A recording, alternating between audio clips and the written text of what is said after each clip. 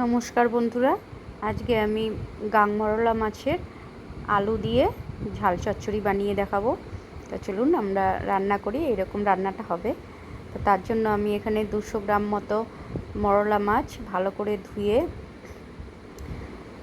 করে বারবার করে ধুতে হবে। ধুয়ে নুন হলুদ মেখে তারপর আমি একে একে ভেজে নেব। একটা একটা করেই মাছই তেল গরম হলে দিতে হবে। আগে প্রথমে কড়াই ভালো করে গরম করে নিতে হবে, তারপরে তেল দিতে হবে, অবশ্যই সর্ষের তেল। তারপর তেল গরম হলে আঁচটা কমিয়ে তারপর একটা একটা করে মাছ ছাড়তে হবে। একবারে মাছ ঢেলে দেওয়া যাবে না, কেন তাহলে সব একটার গায়ে একটা উঠে গেলে একদিক ভাজা হবে, একদিক ভাজা হবে না।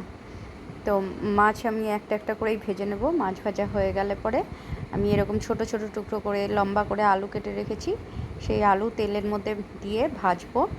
দিয়ে একটু হলুদ আর একটুখানি নুন দেব। আচ্ছা, মাছটা মাখার সময় নুন অল্প দিতে হবে, কেন এই মাছে বেশি নুন দিয়ে মাখতে হয় না, তাহলে নুন পোড়া হয়ে যাবে। তো আলু ভাজার সময় আমি লঙ্কা দেবো, অবশ্যই কাঁচা লঙ্কা, আর 2 কোয়া মতো রসুন থেতো করে দেবো, তাহলে আলুটা খেতে টেস্ট লাগবে খাওয়ার সময়। তা আলু ভাজা আমার হয়ে গেছে। এবার আলুটা উঠিয়ে নিয়ে সেই তেলের মধ্যে আমি তেজপাতা, শুকনো লঙ্কা আর সাদা জিরে ফোড়ন দেবো। এটাই কালো জিরেও ফোড়ন দেওয়া যায়, তবে আমি সাদা জিরে ইউজ করলাম।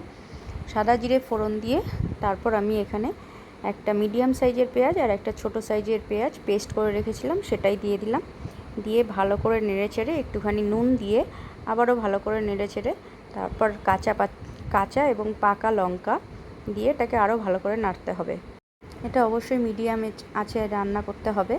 তো পেঁয়াজটা আমার মোটামুটিটাই হয়ে গেলে তখন আমি একটু ওর মধ্যে নুন দেবো, তাহলে পেঁয়াজটা তাড়াতাড়ি নরম হয়ে যাবে। আর আমি এখানে টমেটো বাটা দিয়েছি। টমেটো বাটার মধ্যে আমি একটু জিরে পেস্ট, লঙ্কা পেস্ট আর রসুন আদা পেস্ট দিয়ে ওটাকে রেডি করে রেখেছিলাম, সেটাই দিয়ে ভালো করে নেড়েচেড়ে ভালো করে কষানো হয়ে গেলে তারপর মাছ আর আলু আমি একসঙ্গে দিয়ে দিলাম, দিয়ে ভালো করে নাড়তে হবে।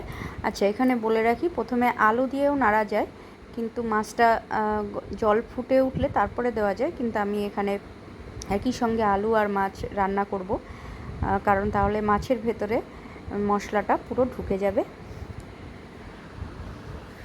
তো আমি মশলার সঙ্গে মাছ আর আলু আলগা হাতে ভালো করে নাড়িয়ে চাড়িয়ে তারপর অবশ্যই জল গরম করে যতটা গ্রেভি খাবেন সেই অনুযায়ী জল দিতে হবে।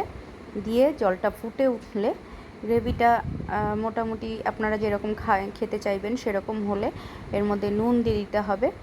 নুন দেওয়া হয়ে গেলে যখন রান্নাটা আমার কমপ্লিট হয়ে যাবে তখন এর মধ্যে গরম মশলা দিতে হবে এবং চেরা কাঁচা লঙ্কা যে যেরকম ঝাল খায় ওরকম দিয়ে এটাকে ঢাকা চাপা দিয়ে রাখতে হবে। তাহলেই রেডি হয়ে যাবে আমাদের মরলা মাছ।